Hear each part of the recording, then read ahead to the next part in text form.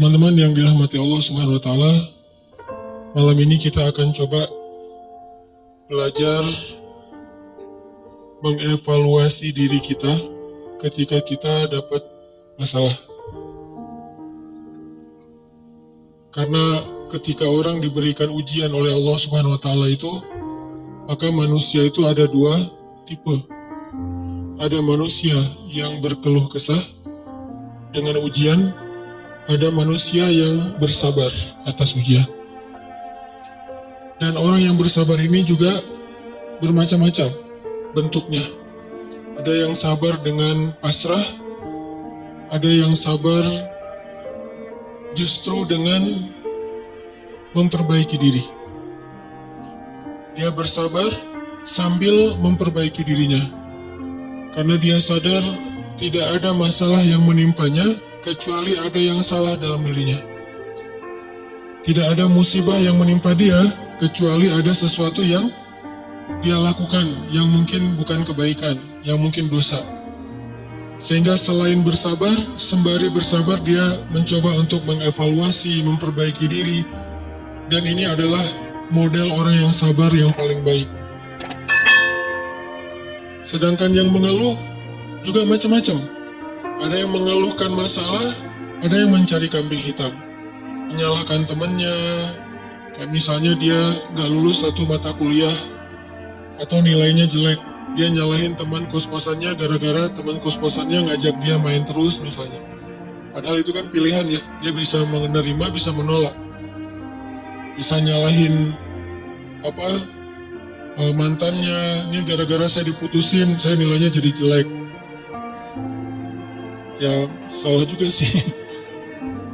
Nah ini kan bentuk-bentuk keluhan nih. Ada yang menyalahkan, sampai tingkat keluhan yang paling parah itu menyalahkan takdir, menyalahkan Allah. Ya Allah kenapa saya, apa maunya engkau, dan seterusnya dan seterusnya. Nah malam ini kita akan bahas angle orang yang ketika diuji oleh Allah bersabar, dan juga sambil bersabar dia mencoba untuk memperbaiki diri. Dan ini adalah cara yang paling baik dalam menyikapi suatu musibah atau masalah. Cara yang paling elegan dan cara yang paling bijak, cara yang paling disukai Allah, ketika kita mendapatkan masalah itu justru kita mencari tahu apa salah kita. Walaupun masalahnya bukan dengan keadaan, kalau menyalahkan keadaan kan susah. Masalahnya kadang dengan orang lain. Orang mencela kita, orang berkata-kata tidak baik kepada kita. Ya memang salah dia, tapi tidak akan menimpa ucapan itu kepada kita, kecuali memang ada sesuatu yang terjadi dalam diri kita. Ada sesuatu dosa yang pernah kita lakukan. Nah ini namanya belajar bersabar sambil mengevaluasi diri. Bahasa fikihnya muhasabah diri. Menghitung-hitung apa kesalahan dalam diri kita. Kita akan bahas tentang ini,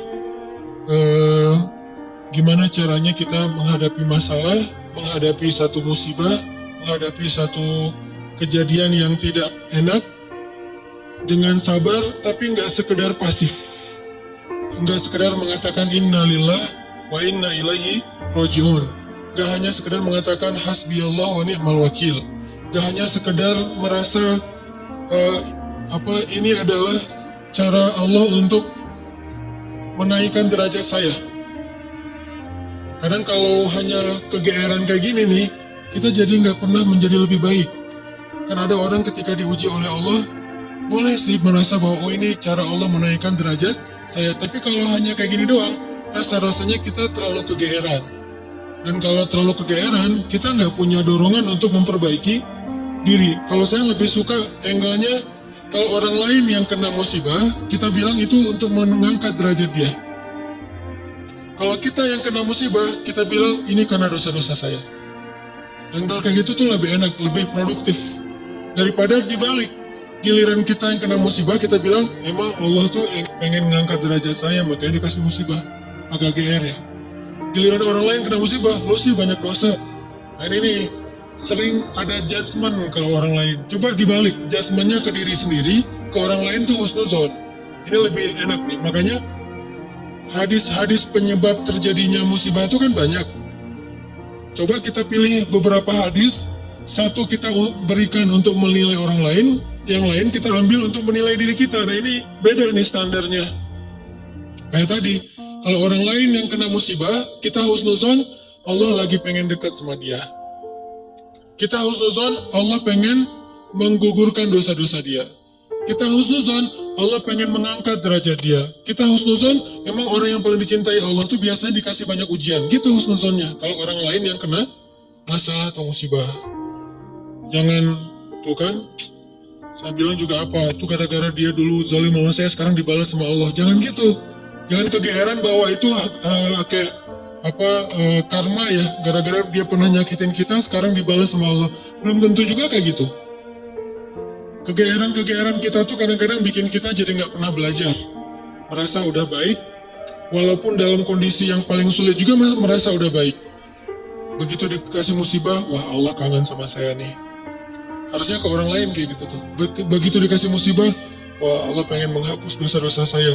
Bagus, nggak salah. Cuman kalau keseringan, ini namanya GR. Nggak tahu proporsional nggak kalau kayak gini terus.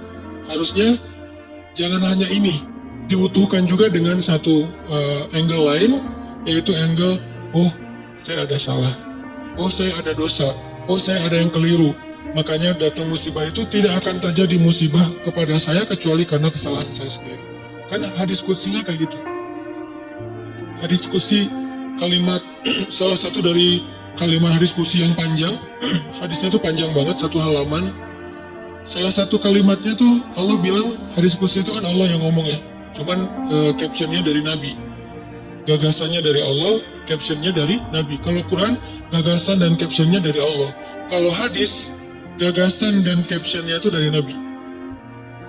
Nah, Allah bilang, kalau kalian dapat masalah, kalau kalian dapat nikmat, janganlah kalian memuji kecuali aku. Kalau kalian mendapatkan musibah, janganlah kalian menyalahkan kecuali diri kalian sendiri. Jadi kalau kita dapat nikmat, jangan muji diri. Gua emang ya gini lah. Kita sering kalau ke diri itu yang enak-enak aja diambil.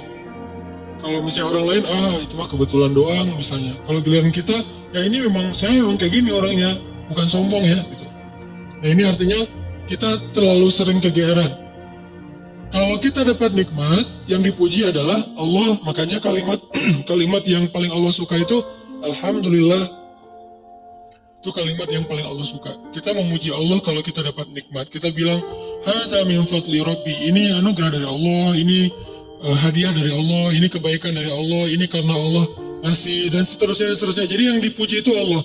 Wa amma bi ni'mati rabbika fahadis, itu membicarakan nikmat Allah. Bukan membicarakan kehebatan diri kita. Tapi kalau diberikan musibah, jangan kita menyalahkan siapapun kecuali diri kita sendiri. Nah ini salah satu angle yang dibangun lewat hadis qudsi. Walaupun kadang bisa kita secara realistis melihat kesalahan orang lain, untuk apa? Bukan untuk mengkambing hitamkan dia. Kalau memang dia salah, bukan untuk mengkambing hitamkan. Untuk apa? Untuk menghindar, untuk waspada, jangan sampai kita jadi korban dia lagi untuk kesekian kalinya. Kayak ada orang yang zalim, gara-gara kezaliman dia akhirnya kita kena batunya nih. Ada orang yang dalam satu tim misalnya nggak jujur, akhirnya kita kehilangan satu proyek, satu usaha kita tuh bangkrut gara-gara dia nggak jujur. Memang dia yang salah. Salah satu yang salah itu adalah dia. Dan kita akui bahwa itu kesalahan dia, tapi bukan untuk mengkambing hitamkan dia. Kalau nggak karena kamu tuh nggak ada masalah ini, enggak. Dia bukan satu-satunya, salah satunya. Karena kalau kita nggak punya dosa, mungkin kesalahan dia hanya akan menimpa dia saja. Tapi karena kita juga punya dosa, akhirnya kesalahan dia juga menimpa kita. Tapi Ustadz, ada yang hadis mengatakan, kalau di dalam satu masyarakat ada orang yang berbuat dosa, nanti Allah akan timpakan musibah yang kena bukan cuma dia, sampai tetangganya juga kena. Itu kenapa bisa gitu? Dosa tetangganya apa? Dosa tetangganya membiarkan kemungkaran terjadi. Kesalahan masyarakatnya adalah membiarkan dosa itu tanpa ada orang yang mau memperbaikinya. Itu kesalahan masyarakat. Jadi pesan moral dalam hadis itu bukan orang yang nggak salah terus kena juga, bukan. Orang yang nggak salah itu Kena gara-gara mereka membiarkan kemungkaran itu terjadi. Kalau ada usaha dakwah, Allah nggak akan menimpakan. Kalau ada nabi, kalau ada dai, kalau ada ulama yang berdakwah untuk mencegah kemungkaran di situ, maka Allah tidak akan menimpakan musibah itu kepada mereka. Kenapa? Masih ada dai. Sebagaimana Nabi Lut, ketika Nabi Lut masih berdakwah, Allah nggak akan hancurkan gunung di Sodom. Allah suruh dulu Lut keluar, baru dihancurkan. Kenapa? Karena masih ada yang berdakwah. Kalau Nabi Lut tidak berdakwah, walaupun di dalam negeri itu ada orang soleh hidup sendiri dan tidak mau berdakwah, maka Allah akan menimpakan musibah dan mengenai orang soleh. Kenapa orang soleh kok kena? Padahal dia nggak berdosa. Dosa dia adalah membiarkan kemungkaran. Dosa dia adalah membiarkan kebatilan, tidak berbuat apa-apa. Jadi kita bersyukur juga ada ulama-ulama yang bersuara untuk kemungkaran. Itu salah satu alasan mungkin Allah masih menahan musibah atas negeri kita. Kalau mereka tidak menyuarakan kebenaran dan mencegah kemungkaran, mungkin dari dulu kita udah kena musibah-musibah yang besar. Kalaupun ada musibah-musibah kecil, ini mungkin lebih kepada hikmah yang lain, bukan hikmah karena Allah pengen mengazab bangsa Indonesia. Jadi teman-teman, coba kita perbaiki angle berpikir. Apa yang harus kita persangkakan ketika orang lain kena musibah, dan apa yang harus kita persangkakan ketika kita yang kena musibah. Kalau kita yang kena musibah, salah satunya adalah cari salahnya di mana nih dalam diri kita. Kalau orang lain yang kena musibah, maka berbaik sangka dengan mengatakan Allah ingin mengangkat derajat dia. Berbaik sangka dengan mengatakan Allah pengen dekat dengan dia. Berbaik sangka dengan mengatakan orang yang paling banyak diuji adalah para nabi, kemudian orang soleh, kemudian yang semisalnya, kemudian yang semisalnya. Berbaik sangka dengan mengatakan Allah pengen menggugurkan dosa-dosa dia, sehingga kita nggak pernah menjudge orang lain dan tidak sibuk dengan kesalahan-kesalahan orang lain. Karena pernah saya kena musibah, misalnya motor saya hilang. Dulu banget, saya baru beli motor, baru 2 bulan terus hilang. Teman saya bilang gini, Ustaz kurang sedekah nih, digituin. Ya sih, saya akan nggak mungkin dong saya ngebantah kan ya. Oh iya ya mungkin, cuman kan nggak enak ya. Orang lagi kena musibah, bukannya dia empati atau apa gitu, malah Ustaz kurang sedekah nih. Dia menjudge. Dan kalau saya kepancing, nggak tahu sedekah saya kayak gimana, kan habis pahala sedekah saya. Udah pahala sedekahnya cuma sedikit, ria pula gara-gara kepancing sama dia, hilang kan, nggak ada manfaatnya kan ya. Dan itu sering loh mancing-mancing kita jadi ria. Kadang-kadang ria kita itu bukan direncanain, bukan gue pengen ria nih, enggak. Kalau kelas kita insya Allah nggak gitu-gitu amat lah, nggak mungkin kita sedekah pengen pamer, kita beribadah pengen pamer, kita tilawah pengen pamer, kita tahu lah itu mah sia-sia. Tapi kadang rianya tuh muncul gara-gara kepancing sama orang lain. Lo nggak pernah gue ngeliat baca Quran, wah lo nggak tahu gue di HP ini ada Quran sampai 5 aplikasi loh. Gue dapat juga banyak-banyak sama aja isinya. Aplikasi Al-Quran tuh ada 5 di sini, dan sehari tuh coba lo lihat, dan terakhir udah baca sampai surat berapa. Kan kepancing tuh, rialah kita gara-gara orang lain. Atau misalnya taklim atau apalah, atau umroh, haji, sedekah, kayak gitu-gitu. Ada yang mancing, lo gak peduli banget dengan saudara-saudara kita yang di Palestina. Itu di sana tuh ngeri banget lo keadaannya. Lo kayaknya biasa-biasa aja.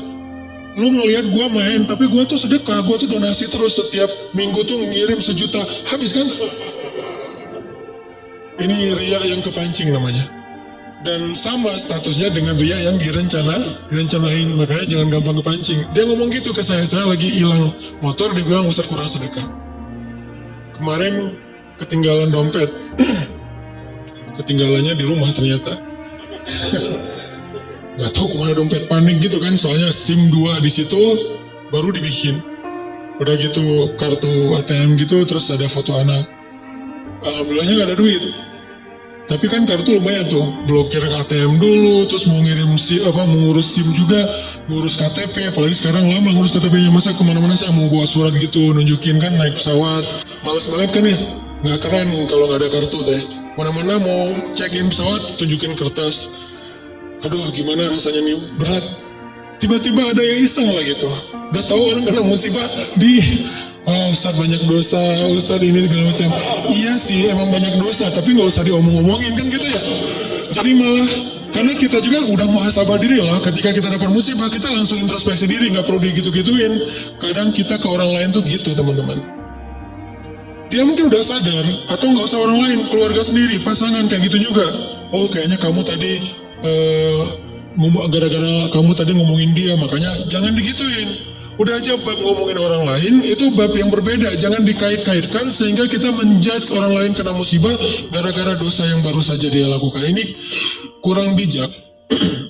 Yang bisa mengatakan ini hanya orang-orang tertentu seperti para nabi, terus ulama-ulama dengan level tertentu. Kalau kita dengan teman, jangan ngambil peran sebagai ulama.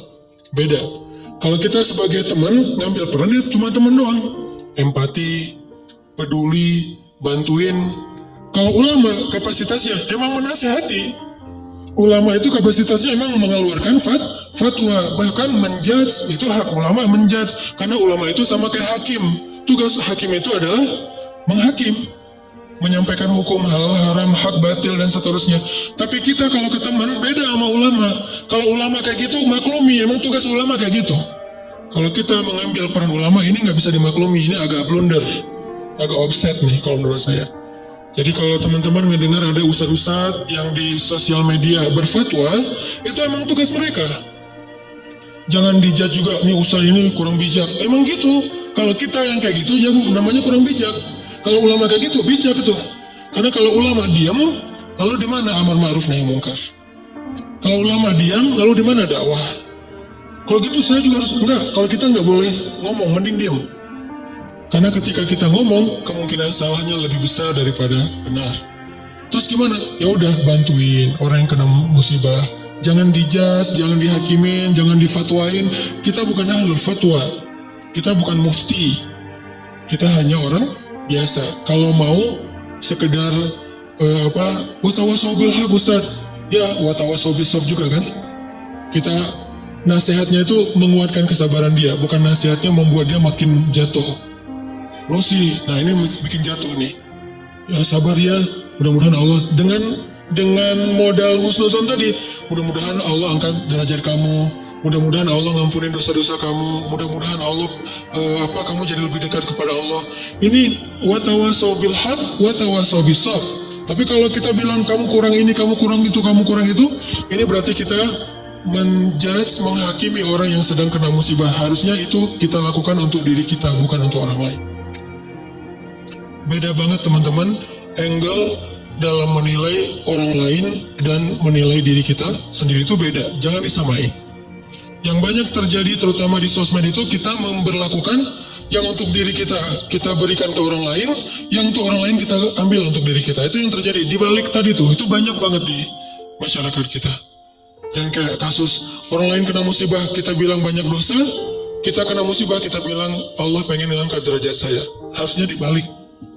Kalau dibalik insya Allah kan nggak ada perdebatan ya, nggak ada haters, nggak ada keributan, nggak ada keramaian, nggak ada unfollow, nggak ada live group, nggak ada yang kayak gitu-gitu. Kenapa? Karena semuanya melihat ke orang lain dengan husnuzan, melihat ke diri sendiri dengan muhasabah, dengan mengevaluasi kesalahan sendiri. Ini poin pertama. Mudah-mudahan jadi pola pikir dalam kita berteman, pola pikir dalam kita bersosmed termasuk. Karena kalau pola pikir ini dibalik tadi bahaya. Kita nggak akan pernah punya teman yang nyaman berada di sisi kita. Terus disalah-salahin. Apalagi nanti kalau udah punya pasangan, nggak akan betah dia kalau terus-terusan disalah-salahin. Walaupun salah. Kadang dia salah, tapi nggak usah disalah-salahin. Cukup dibantu, nanti dalam momen-momen yang lebih normal, lebih enak, baru dikasih tahu. Tapi kalau misalnya dia lagi ada masalah, disebutin lagi kesalahannya, secara manusiawi dia pasti akan ilfil. Alih-alih dia nerima nasihat kita malah menjauh, malah jadi masalah baru. Ini angle berpikir.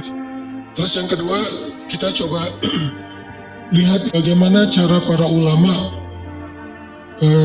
menyikapi atau merespon masalah. Gimana orang soleh dulu ngerespon satu musibah. Orang soleh dulu, kalau mereka dapat musibah, mereka selalu memeriksa pertama hubungan mereka dengan Allah. Itu yang pertama diperiksa. Karena nggak mungkin ada musibah kecuali karena ada masalah antara kita dengan Allah. Kalau hubungan kita dengan Allah itu, hidup kita tuh bakalan mudah banget teman-teman. Tapi begitu ada kerenggangan antara kita dengan Allah, ada gap antara kita dengan Allah, ada kayak kerusakan hubungan kita dengan Allah, pasti jadinya tuh musibah, pasti jadinya tuh masalah. Saya teringat kisah di zaman Umar bin Abdul Aziz. Tahu Umar bin Abdul Aziz? Umar bin Abdul Aziz itu pemimpin yang dikenal dengan julukan Khulafaur Rasyidin yang kelima. Jadi ada 6 Khulafaur Rasyidin. 4 terkenal ya, Abu Bakar, Umar, Utsman, Ali. Yang kelimanya tuh Umar bin Abdul Aziz, dan yang keenamnya itu Nuruddin Zinki, gurunya Salahuddin Al-Ayyubi. Jadi ada 6 Khulafaur Rasyidin, khalifah yang dikenal dengan khalifah paling adil sepanjang sejarah. Padahal banyak khalifah-khalifah yang keren loh dalam Islam. Ada Harun al-Rashid, ada Khalifah Al-Ma'mun, ada Khalifah Muhammad Al-Fatih, ada Salahuddin Al-Ayyubi, ada Saifuddin Qutuz. Ada banyak nama-nama besar dalam sejarah Islam, tapi mereka nggak dapat gelar Khulafaur Rasyidin. Berarti orang yang dapat gelar Khulafaur Rasyidin ini kan ideal banget ya, keren banget nih. Walaupun kita belum tahu cerita detailnya. Salah satu di antara 6 Khulafaur Rasyidin, ada yang kelima namanya Umar bin Abdul Aziz. Kalau nggak salah cucu apa cicitnya Umar bin Khattab. Nah, di masa Umar bin Abdul Aziz ada seorang gembala, ada seorang yang punya banyak ternak datang kepada Umar bin Abdul Aziz bilang gini, "Ya Amirul Mukminin, kenapa ya sejak Anda naik jadi khalifah ada kejadian aneh di tempat gembala-gembala ternak kami?" Umar nanya, "Kejadian aneh apa?" "Ya kejadiannya aneh, soalnya dulu tuh yang namanya serigala sama domba itu pasti kan musuhan ya. Serigala tuh kan selalu meneror ya, menikung. Serigala itu selalu berburu domba, jadi domba itu makanan serigala tuh. Tapi sejak Umar bin Abdul Aziz jadi khalifah, sekarang serigala itu adalah penggembalanya domba, ngawal domba. Jadi serigala yang ada di gunung turun untuk mengawal domba. Gimana ngawalnya? Kan saya pernah posting tuh yang di New Zealand, gimana seekor anjing dilatih untuk menggembalai domba. Domba dibawa ke padang rumput, nanti sore dibawa pulang lagi ke kandangnya. Bukan lagi tugas penggembala, dilakukan oleh para serigala. Bayangin, pemangsa yang selama ini selalu memangsa serigala secara diam-diam, sekarang malah mengawal serigala ke tempat padang rumput, dan sore hari mengawal serigala pulang, mengawal domba pulang lagi ke kandangnya. Apa yang terjadi ya Amirul Mukminin? Serigala sekarang malah menggembalai domba. Apa kata Umar bin Abdul Aziz? "Kami adalah kaum yang selalu memperbaiki hubungan dengan Allah, maka Allah memperbaiki hubungan antara kita dengan makhluk. Kami adalah kaum yang memperbaiki hubungan dengan Allah, maka Allah pun memperbaiki hubungan antara domba dengan serigala." Bayangin, musuh bebuyutan bisa baik hubungannya oleh Allah Subhanahu wa taala. Ala kulli syai'in qadir. Apalagi cuma calon mertua yang pernah nolak kita, biasa banget itu, gampang. Ini serigala loh, yang makan domba, bisa jadi pengawal domba, apalagi cuma nolak, nggak dimakan kan? Nggak diapa-apain, nggak sampai disakitin, nggak sampai dirampas, nggak sampai dibegal, kecuali calon mertuanya begal. Nggak diapa-apain. Nah, apalagi yang masalah-masalah sepele dengan pasangan, dengan teman, dengan masalah rezeki. Jadi kalau kita punya masalah, kayak kita lagi punya bisnis sama teman-teman nih, berlima. Udah modalnya cukup, konsep bisnisnya udah mateng, marketingnya udah ahlinya, produknya udah ada, kenapa masih rugi aja? Udah berjalan sekian tahun, rugi sampai hampir bangkrut. Jangan hanya cari tahu kesalahan teknis. Oh kayaknya nih konsep marketing kita masih kurang bagus nih, sales kita kurang jago nih, atau branding kita kurang bagus nih, dan seterusnya. Bukan hanya itu yang perlu kita evaluasi. Yang nomor satu, evaluasi dulu hubungan kita dengan Allah SWT. Setiap kali kita punya masalah, pertama yang harus kita tanya, jangan-jangan saya nih ada masalah sama Allah. Dan itu yang selalu saya lakukan. Kalau saya punya masalah, saya langsung tanya, nih kayaknya ada yang nggak benar nih saya sama Allah. Mungkin sholatnya kurang khusyuk, mungkin beberapa kali jadi nggak sholat di masjid karena sibuk atau karena ketiduran, karena apa? Oh kayaknya kebiasaan saya malam misalnya bangun, bukan saya, orang lain malam misalnya dia tahajud, terus tiba-tiba beberapa malam ini dia nggak tahajud, akhirnya Allah kasih musibah mancing biar dia tahajud lagi. Kebiasaan dia tilawah 1 juz tiba-tiba beberapa hari ini cuma beberapa lembar, Allah kasih masalah.